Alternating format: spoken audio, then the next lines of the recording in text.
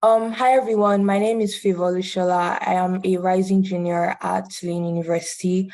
I've had the opportunity of interning this summer with the Pacific Northwest National Laboratory, and today I'm going to be presenting on the integration of mass spectrometry imaging and histology. So just briefly, the outline of my presentation, I'm going to be addressing the background, the problem we're trying to solve at PNNL, the solution we've come up with, our approach, the IIGRIC, which is a tool that we've created to address this problem, what's next, looking at areas for future research, acknowledgement, and Q&A. So just briefly, the HuBMAP consortium is focused on mapping every tissue for every organ in the human body. Our project at PNNL is focused specifically on mapping proteoforms at near cellular resolution.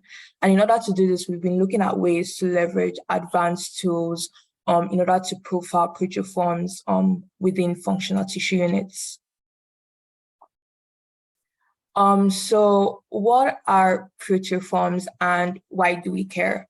So proteoforms are very unique protein forms that are developed from single human genes. These proteins have undergone various transformations, such as post-translational modifications, genetic polymorphisms, in order to have various structures and functions within the human body.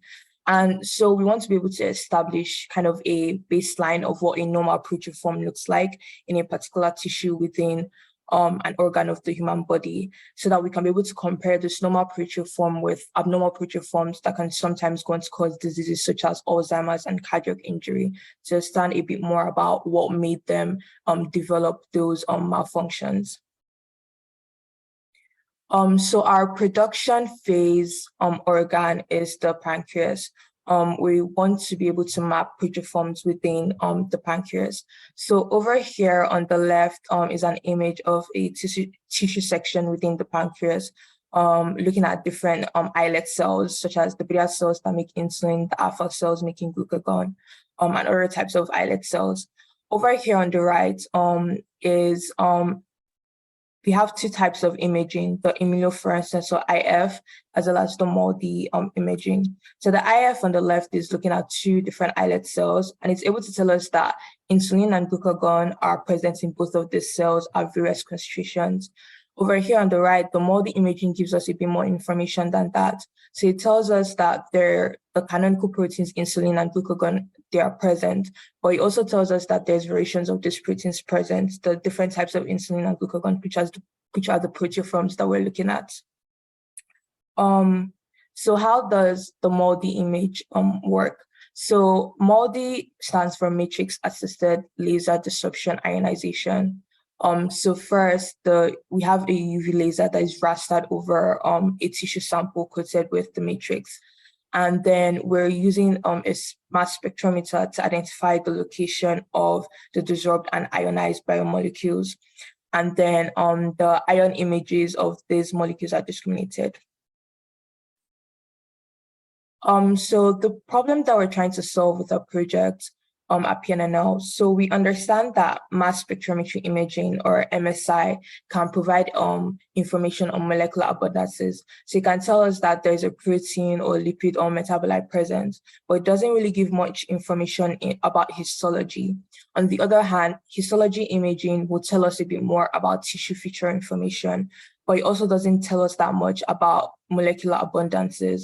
So we're basically trying to figure out a way. We understand that these two images are very important. They provide very important information about what's going on within the tissue in an organ. So we want to create a way to align these two images in a very cohesive manner that will allow us to have easier interpretation of the MSI, the IF, and the histology. And then further down the line, we want to develop segmentation and 3D visualization of these images.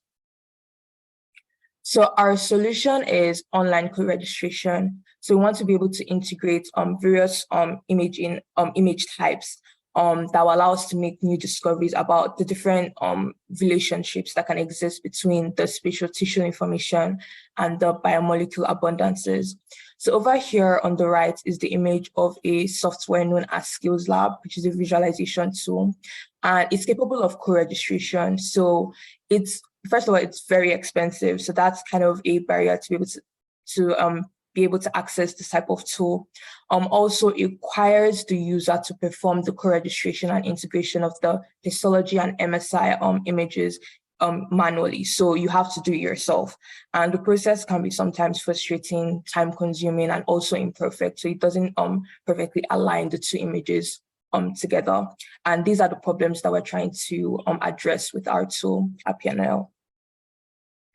So our approach, we've been able to create a web application that will automatically integrate and co-register MSI and histology in order to make a more comprehensive visualization. So this is just a flow chart of our pipeline. I've been working this summer on the image integrator, or the II GUI. So most of my job has been developing the code to build the web application tool. And we're hoping that the tool will be capable of co-registration and later down the line, segmentation and 3D visualization. So just a brief run through about what the image integrator, or II GUI, is. So first of all, this tool is going to be capable of, it's going to be web hosted. So this is going to make it very accessible. So anyone can be able to access it from anywhere. Also, there's not going to be any cost. So it's not going to be expensive at all. This is also kind of help to make it much more accessible. There's also, the user doesn't need to have any computer or technical skills to be able to use the tool. And it's going to perform a lot of the integration and co-registration tasks automatically for you. So you don't have to do it yourself manually. And this is going to make it very easy to use. It's also been created using Shiny for Python and Shiny and Python libraries. So just briefly, this is kind of what the tool looks like. So we have the widgets over here, and these widgets are collapsible. So when you click on, for example, upload data, the widgets are able to disappear. And then when you click back on it again, the options can reappear. We have the help button to kind of give the user a bit more information about what the tool is capable of. You can be able to upload the MSI image, the histology, and integrate it by just pressing the Integrate Images button. You can also download an example of what the uploaded images would look like. We also have the color option to change the color of the uploaded images. We've included some colorblind friendly options such as Viridis and Cividis in order to make sure that the tool is much more inclusive of a wide variety of users. Okay, so now we're uploading the Moldy image, and we're uploading the histology image, and we're integrating the two. So right here is the Moldy image, right here is the histology, and right here is the overlay. So our tool has been able to automatically, just by pressing the Integrate Images button, automatically co-register and integrate the Moldy image and the histology image for the user. We've also been able to create a plot of these images using the Python library Bulky. Bulky also comes with some tools of its own, such like the zooming tool. And this will allow us to have a closer look at our images. So over here with the histology, we can see a bit more about the tissue feature information.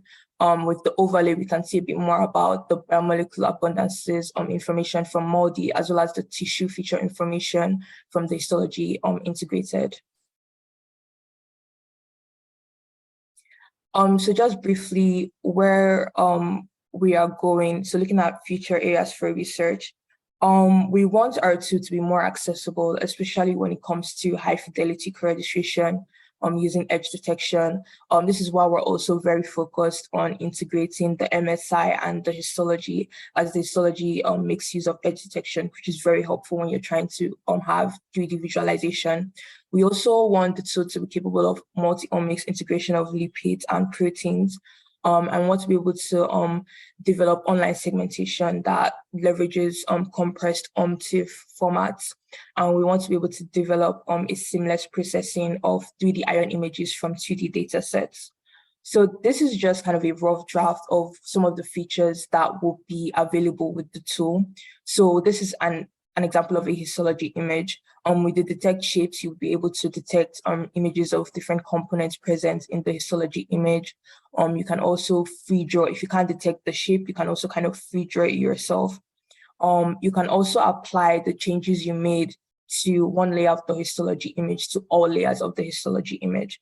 And you can save the changes or discard them as you'd like. So what I've learned so far during my summer internship, I've been able to pick up some very helpful data visualization skills, learning to visualize MSN histology images. I've also learned a bit more about debugging Python scripts, and this has helped me to be much more confident in coding and understanding how to properly develop my code. I've gained some very helpful skills in designing web applications, particularly using Shiny for Python to create our tool. And all of this has really helped me as someone who's an information technology major on the pre-medical track. I have an interest in understanding the intersections between these two fields. And this internship has been able to help me understand how those intersections have real life applications in helping with problems in the real world. I would like to thank the NIH HuBMAP Underrepresented Student Internship Program and all of its team. I would like to thank the Pacific Northwest National Laboratory for hosting me this summer. I'd like to thank especially my PI, Lily, for all of her help and accepting me into her team. I'd like to thank my mentor, David, for all of his support and for guiding me and helping make this a very amazing learning experience. I'd like to thank all of my project team members, Kevin, Lisa, Logan, Dushan, Maui, James, Sarah, Yenchen, and Jinjin for all of their support and for making this a very rewarding experience. I'm happy to take any questions and just my information.